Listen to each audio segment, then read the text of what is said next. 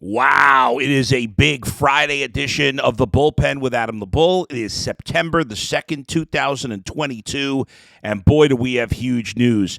If you were with the Ultimate Cleveland Sports Show breaking news show yesterday, we did a bonus show, our regular show from 11 to 1, and then we did the bonus show like 4 to 5 to talk about the breaking news that, of course, in case you've been living under a rock for the past, 12 hours or so, Donovan Mitchell. Yes, the Cavaliers make a blockbuster trade to get Donovan Mitchell from the Utah Jazz, a top 20 player. And the Cavs now have three guys in their roster that were all-stars last year: Jarrett Allen, Darius Garland, and Donovan Mitchell. And Evan Mobley, who finished second for Rookie of the Year, was the best defensive rookie and might be the best player of them all in the long run. This is unbelievable and puts the Cavs squarely in the mix with the top 4, 5, 6 teams in the Eastern Conference. The Guardians, though, not going as well. They get shut out by the Orioles for the second straight day. We'll get to that and a whole lot more. That's all coming up in the Bullpen with Adam the Bull. Yes, indeed. Podcast is not for the faint of heart. And I do think it's time for the Browns to move on. It's not for those who ride the fence. He's proven nothing. But if you're looking for someone who tells it like it is about Cleveland sports, everybody does fandom their way. You've come to the right place. I don't think he's any good. It's time for the Bullpen with Adam the Bull.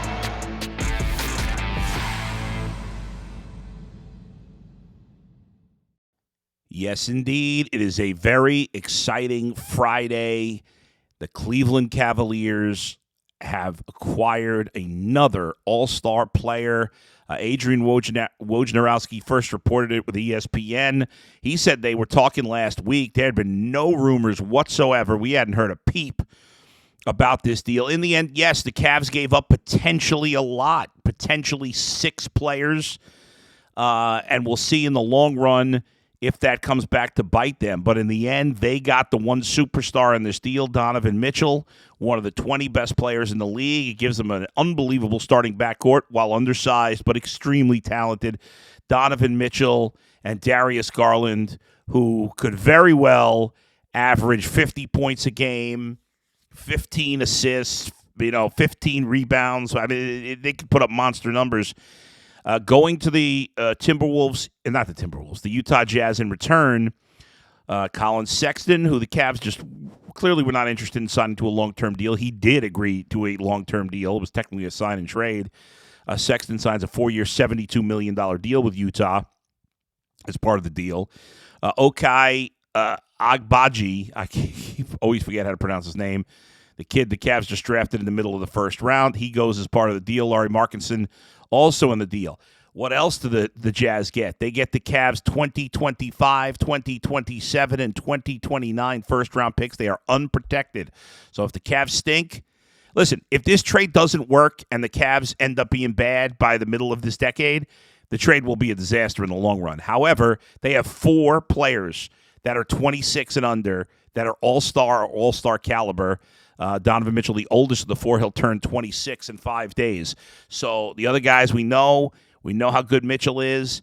I love it. Also in the 2026 and 2028 drafts, the Jazz will have the right to swap picks with the Cavaliers. So this is a massive deal, and the Cavs did give up a lot potentially, but in the end, you get Donovan Mitchell, who is a far better player than Colin Sexton. Agbaji is a mid-round first-round pick. We'll see what he ends up being. Markkinen's an okay guy. The draft picks, hopefully, are late picks. I mean, by the time we get to 2027 and 2029, I guess who knows then. But, I think it's entirely possible this trade can work out great for the Cavs and still work out in the long run really well for the Utah Jazz as well. At this point, we don't know, what Agbaji is going to be and what those draft picks are going to be. But we do know that Donovan Mitchell's been an all-star 3 years in a row. He's been in the league. This will be his 6th season coming up. And the Cavs will have a starting lineup of Mitchell, Garland, and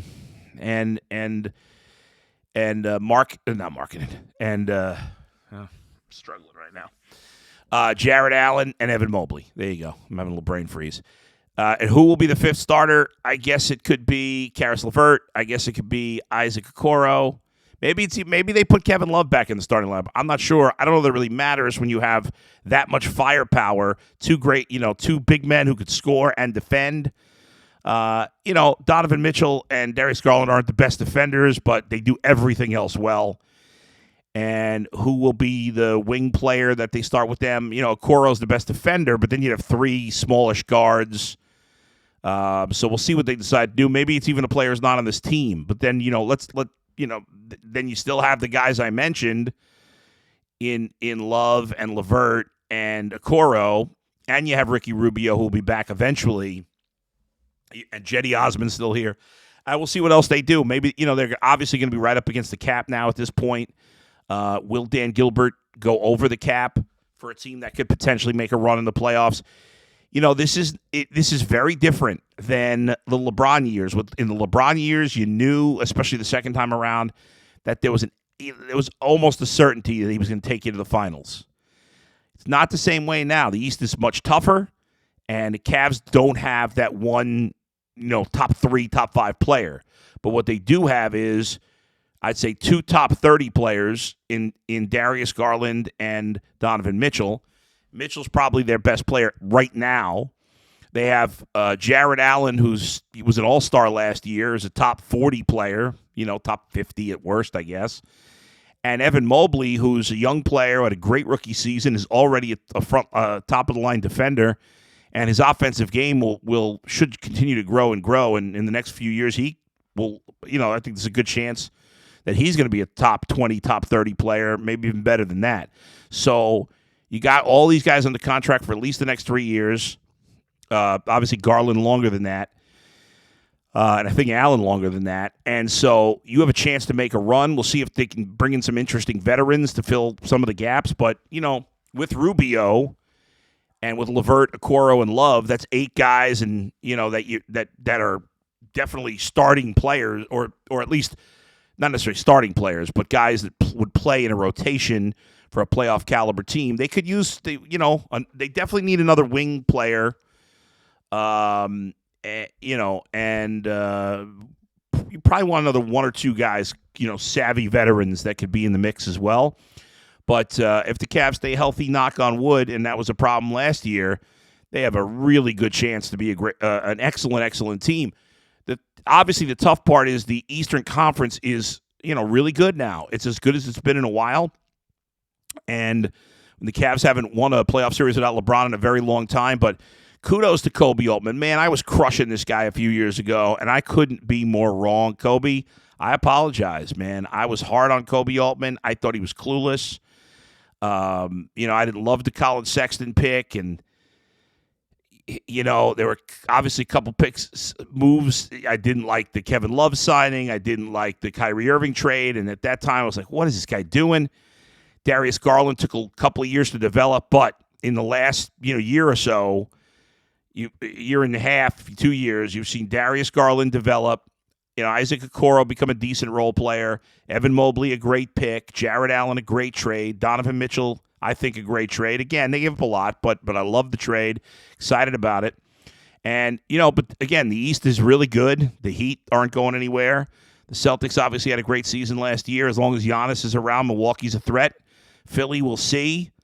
The Bulls are still good. The Nets have the talent. We'll see what they can do. The Hawks added DeJounte Murray to what they got there. So it's really tough. There's no guarantees, but this trade puts the Cavaliers right there, right in the mix with those top teams. It's tough. The Cavs could certainly still lose in the first round.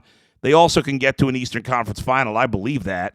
Maybe I'm crazy. We'll see. But if you think about it, they only ended up with 9 less wins than the best team in the East, and they just added an all-star player, top 20 player, to go with 3 young players who are, with health. As long as they're healthy, you're going to get a lot better.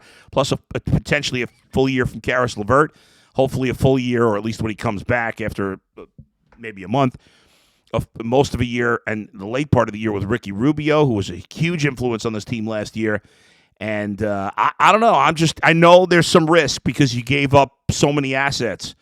But in the end, prospects are cool, as Casey Stern would say. Prospects are cool. Championships are cooler. There's no guarantee, but I love that the Cavs went all in on this trade and have 4, in my opinion, top 40 players in the NBA.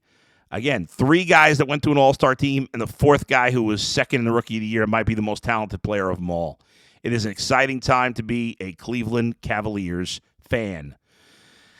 Folks, I got to talk to you about BetOnline here because I love it. BetOnline is your number one source for all your pro and college football betting needs and sports info this season. Find all of the latest Football League developments, game matchups, news, and podcasts, including this year's opening week games. BetOnline is also your continued source for all your sports wagering information, including live betting, esports, and scores. The fastest and easiest way to check in on all your favorite sports and events, including MLB, MMA, boxing, and golf. Head to the website today or use your mobile device to learn more about the trends and action. Bet Online, where the game starts.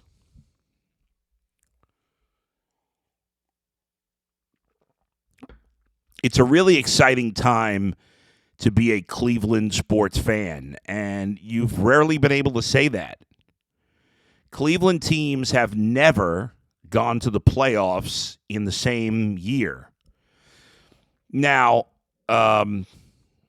if we and who knows? Well, I mean, technically, by the time the Cavs play I'm thinking like this year the Cavs made it, but technically they didn't make it. They were in the play-in round. Like they don't count that as playoffs. But let's look ahead to 23. I mean, first of all, right now the Guardians are in good shape to make the playoffs. We'll get to them in a minute, although their lead's down to 1. Obviously, we know the Browns situation, and the Cavaliers are in good shape to make the playoffs. But looking ahead to 23, a young Guardians team should be even better. Deshaun Watson should play a whole season, and this Cavaliers team in the 22-23 season, the sky's the limit. And there's certainly in the 11-plus years I've been doing sports in Cleveland, and for many, many years before that, it's been rare. I think there's only been 3 times in the history of the city that all 3 teams finished over 500 in the same year. And never have they all made the playoffs in the same year. It's very rare that all 3 teams are good. It's very rare that all 3 teams have the arrow pointing up, and I couldn't be happier, and I'm sure you folks are. And none of this, it's a football town, but whatever. We know it's a football town. That don't mean you can't get behind the baseball team and the basketball team. They deserve your love, too. Everything's going well in the city right now. I know it's been a bit of a mess for the offseason for the Browns. I know everybody hates on you, but you, as a fan, you should be absolutely thrilled by where all 3 organizations are. The chances, all 3 teams have a chance, a reasonable chance to win a championship over the next couple of years, and we've never been able to say that. It's obviously the Guardians have had some good stretches and had a lot of success, and they've had the most success here. Cavs won the championship and have had a lot of success with LeBron. For the Browns, it's been few and far between, but to have all 3 teams really going at the same time, that's special. That really is special. It's a lot of fun, and I mean, as a fan, you got to just be thrilled right now. And and as I say, all the teams are being aggressive. Unfortunately, the Guardians are not being aggressive. They do, because ownership, unlike the other 2 teams, it does not spend as freely. Now, ownership has hired great people, and they're doing a great job. And even with the low payroll and the young talent, they're right there hanging in, and they've overachieved, in my opinion, this year. But the other 2 teams have just been so aggressive. We know about Deshaun Watson. We've talked about it so much. And now with the Cavaliers going after Donovan Mitchell, it's just wild. As for the Guardians specifically, it's been an awful couple of days here against the Orioles. They won the first game of the series 5-1, but now the last 2 days they've been shut out 7-0, 2 hits yesterday, and the bats are just ice cold. I guess better now than in the playoffs, but they've got to turn it around here. We've talked a million times about the ebb and flow of the season. Well, right now, or I should say the peaks and valleys. The valley is low, especially for the hitting. Pitching continues to be solid. Shane Bieber pitched well tonight. He gave up the 3 solo homers.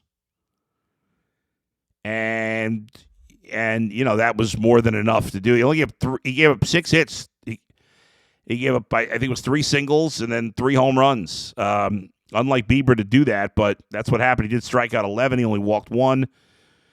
So overall, he pitched pretty well, but the long ball caught him, and the offense was just non-existent. The Guardians went 2 for 29. Only had 4 at-bats with runners in scoring position. Only 6 base runners total. So it was just a disastrous night. And again, shut out 2 games in a row. And if you go back to the weekend here with the Mariners,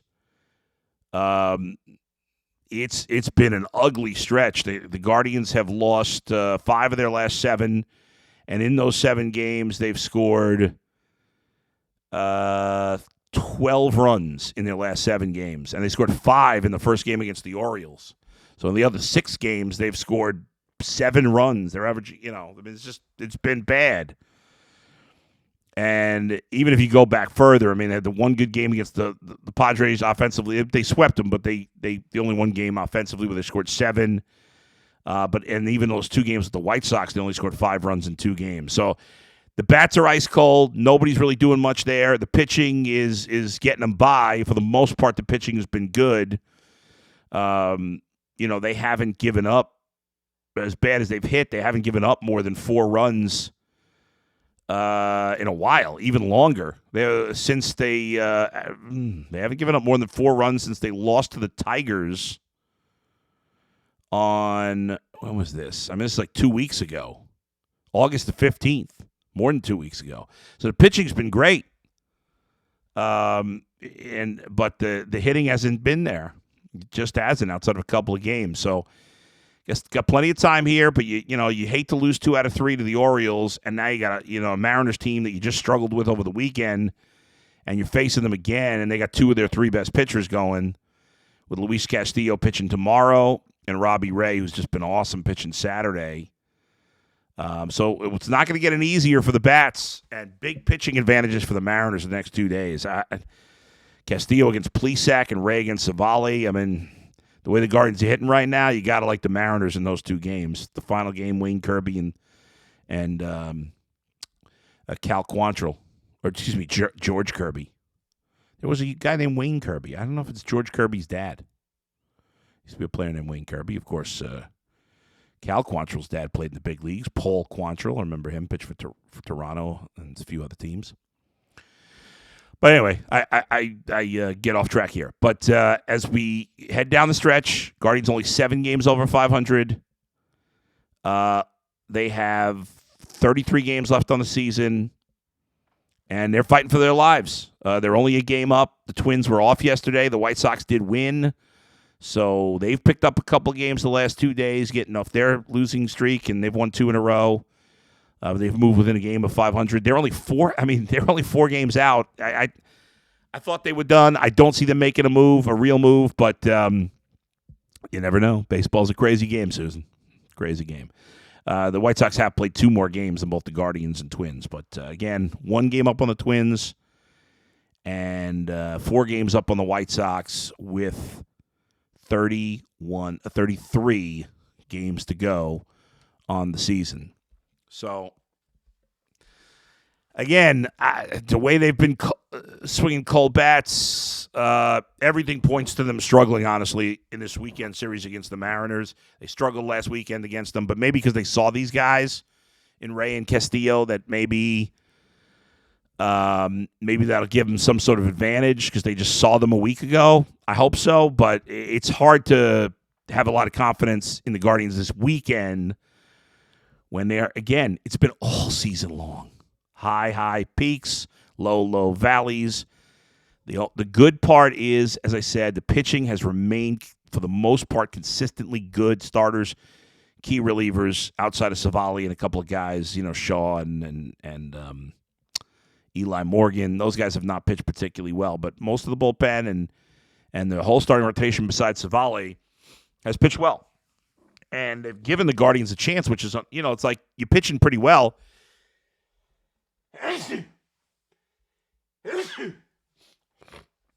Oh, excuse me.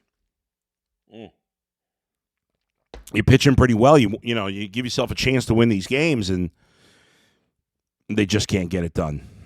All right, quick break, and then we'll put a bow on this. A little shorter version than usual of the bullpen, but we're going to wrap it up. Coming up next, right here in the bullpen with Adam the Bull.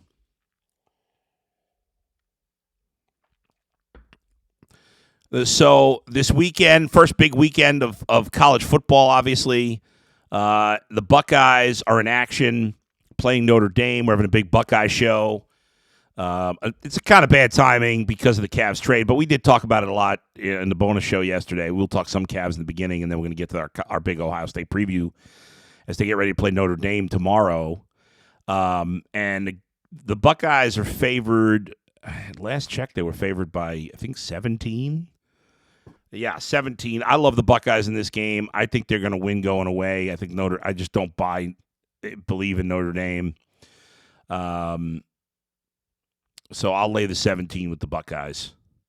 Can Miami of Ohio cover 16-point spread at Kentucky? We'll see. Games with involving two ranked teams. You've got. Oh, by the way, Michigan's hosting Colorado State. Nice tough test for them. I say sarcastically, they're a 30-point favorite. Georgia hosts Oregon. The Mercedes-Benz Stadium in Atlanta. That game at 3:30 on Saturday. Cincinnati, Arkansas, 3:30 on Saturday. Arkansas is a 6.5-point favorite in that game. And that's it for the ranked games besides Notre Dame, Ohio State. Clemson and Georgia Tech on Monday. Last night in college football, Pitt was down. Pitt number 17. I know Desmond Howard picked them to go to the Final Four, which seems crazy, but I guess you never know. Pitt was down in the fourth quarter with like 4 minutes to go. They were down 31-24. They end up winning it. 2 touchdowns in the final 4 or 5 minutes to win 38-31 in the backyard brawl. And Oklahoma State won a wild game against Central Michigan, 58-44. Central Michigan's quarterback threw for 424 yards. Some of that, they were trying to come back late and with some garbage time. But anyway, college basketball's back. College football back. A lot of big games. So to recap the day, to me, or yesterday, I am super excited about Donovan Mitchell. I have some friends that are like, the Cavs are nuts. They gave up too much. To me, there's never too much to give up for an all-star in the NBA. Guardians struggling, have to play the Mariners, who got 2 really good pitchers going. Not feeling great about it this weekend. And college football underway. Serena Williams is playing again tonight, I believe. I hope she wins that tournament. That would be so amazing if she won the U.S. Open. Please follow me on Twitter at Adam the Bull. Check out my Cameo. I got 2 new Cameo requests. Been getting a lot of requests to pick fantasy football draft order. I had one request that I did yesterday in which the guy who runs the league sent me all 12 owners and their 3 favorite movies, and then I picked the order of their draft based on how much I liked their choices of movies. That was fun. I had a good time with that. I actually did like a crazy long video. And I just got asked to do another fantasy football draft from another guy. I can't remember the name. I think it was like the League of Extraordinary Gentlemen or something. I'll be doing that one tomorrow at some point tomorrow morning or tomorrow afternoon. And so I love doing these Cameo videos. So please check out my Cameo, fantasy football lineup, weddings, bar mitzvahs, whatever. Anything you want me to do, pretty much within reason, I will. And check out AdamTheBull.com. You could book me to marry you. I am legally authorized as a reverend to marry people in the state of Ohio. And or for speaking engagements, whatever else. Check out the Locked On Browns podcast and with my boy G. Bush and Jeff Lloyd. And please don't forget to subscribe to the Ultimate Cleveland Sports Show, which is where you can find this show, The Bullpen with Adam the Bull. I'll see you Monday right here.